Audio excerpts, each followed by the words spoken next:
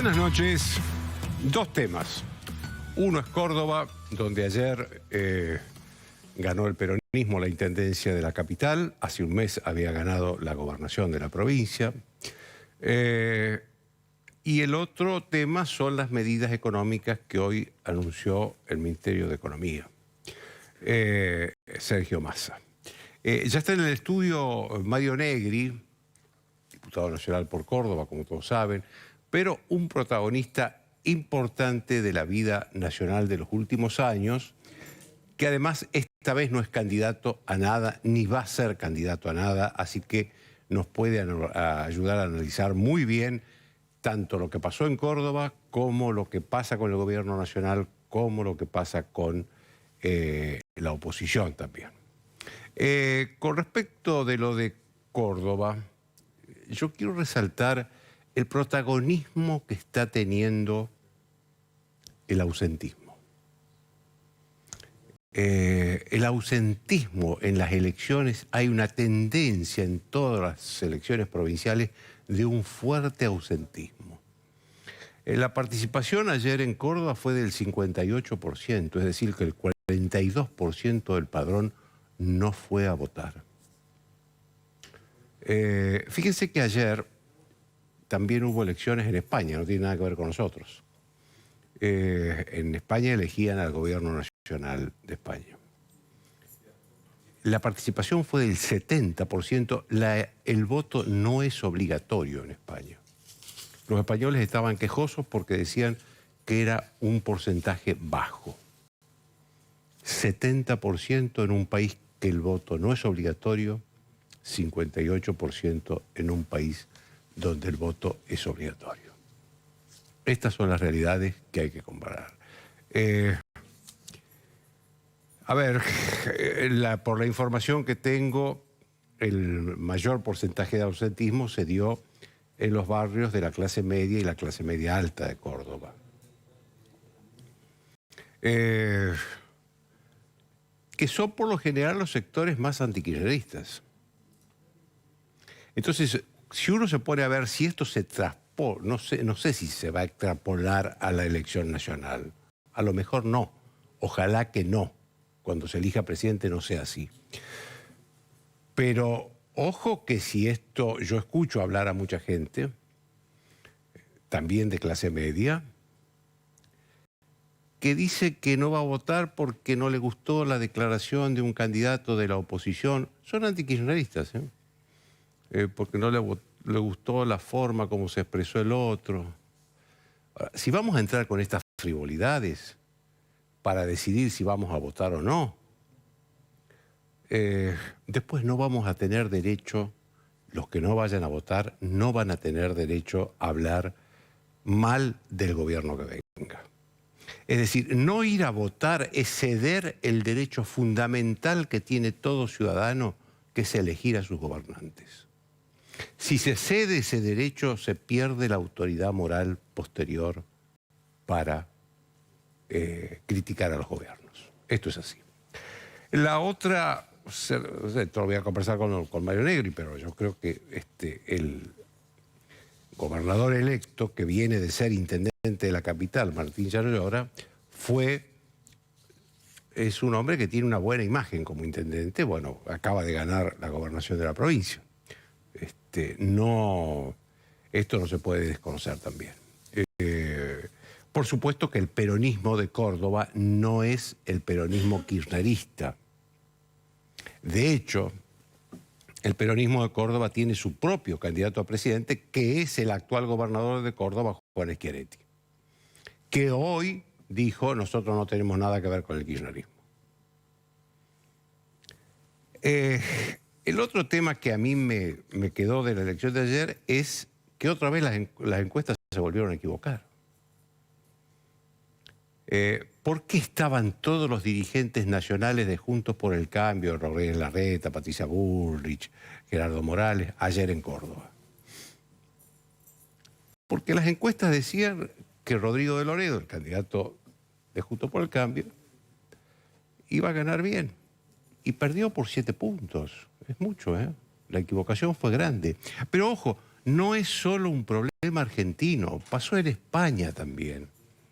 En la elección de ayer, en España, las encuestas que decían que iba a ganar el Partido Popular, partido de centro derecha, y que su líder, Núñez Feijóo, lo único que estaba en discusión es si iba a poder formar gobierno solo él, con su partido, porque como es un gobierno parlamentario necesita cierta cantidad de legisladores, o si iba a necesitar la alianza de un partido de extrema derecha que es Vox. Esa era la duda que había, pero que ninguna duda de que él iba a ser el próximo presidente del gobierno. La conclusión hoy es que el único que no puede formar gobierno es precisamente Núñez Feijóo, a pesar de que sí es cierto que ganó la elección, pero por un margen muy estrecho, por 300.000 votos. Pero él no puede formar gobierno. Es más probable que lo forme el actual presidente del gobierno, que es del Partido Socialista de Centro-Izquierda, Pedro Sánchez. Las encuestas se están equivocando en todo el mundo. Algo está pasando, la gente decide a último momento su voto, lo cambia. Hay otro fenómeno, y es que la mayoría de la sociedad no contesta las encuestas. Es decir, que los encuestadores tienen que proyectar al 100% lo que contesta una minoría. Hay un cambio social que me parece que va a llevar a los encuestadores a tener que cambiar la metodología de las encuestas.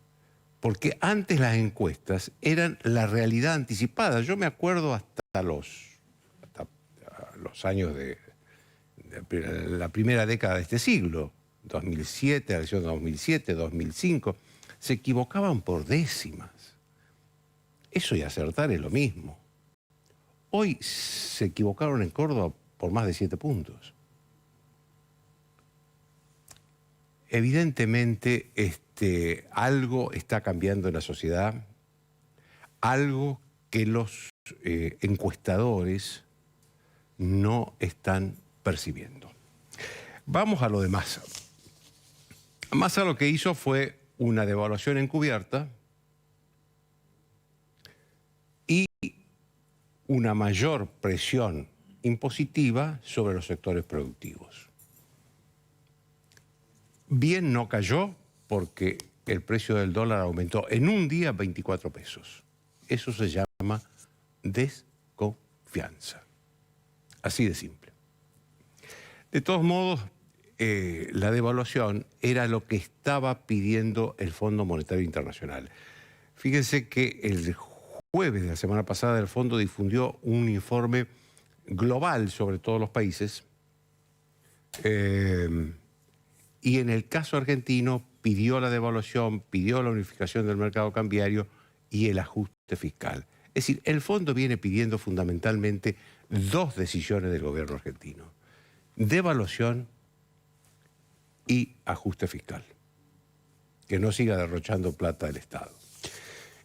Massa les dio hoy una devaluación encubierta, que significa que en este país hay 11 tipos de cambio ahí.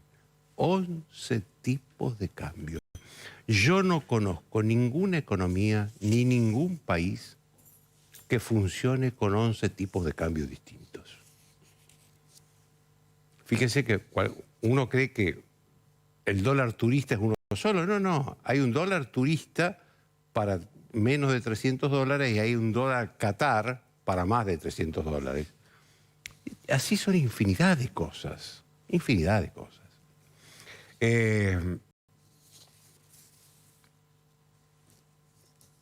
Desde ya esto provocó la reacción negativa de todos los sectores empresarios, de todos. Porque hay un problema. Los empresarios hoy están con, los industriales sobre todo, y el campo también, están con problemas para comprar insumos en dólares. Les voy a dar un ejemplo. Hoy no hay una provisión normal, natural, completa de medicamentos en las farmacias. Hasta ese punto hemos llegado. Hasta ese punto hemos llegado. ¿Por qué? Porque muchos de los laboratorios nacionales necesitan de insumos importados para elaborar los medicamentos. Cuando necesitan de insumos importados, no hay una provisión rápida. ¿Por qué? Porque se demoran los envíos, se demoran los pagos, no porque las empresas demoran los pagos, sino porque las empresas le dan los pesos al Banco Central y el Banco Central se demora en darle los dólares. Esto es así, esto es así. ¿Por qué Massa no hace una devaluación directa? Porque le teme a que esa devaluación directa vaya a la inflación. Yo lamento dar malas noticias, pero la verdad es que los formadores de precios tienen como referencia el dólar paralelo, no el dólar oficial, que nadie sabe, nadie lo conoce. ¿Por qué? Porque los empresarios necesitan tener una referencia para ver con qué dólar van a poder reponer la mercadería que están vendiendo. Y entonces la referencia que tienen es el dólar paralelo. Así que lo que pasó hoy en el mercado cambiario, que fue una reacción contra Massa, contra las decisiones de Massa, lo que pasó hoy ya condiciona y compromete la inflación de los próximos meses. Entonces ahí viene la pregunta, ¿por qué Massa, el candidato Massa, es el ministro de Economía?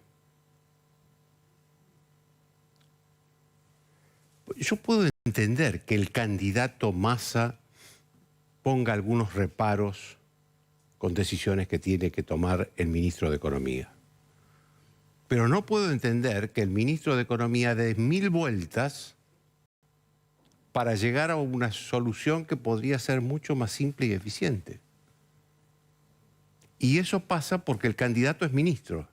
Entonces llega la hora de hacerse otra pregunta. ¿Por qué Massa sigue siendo ministro si es candidato?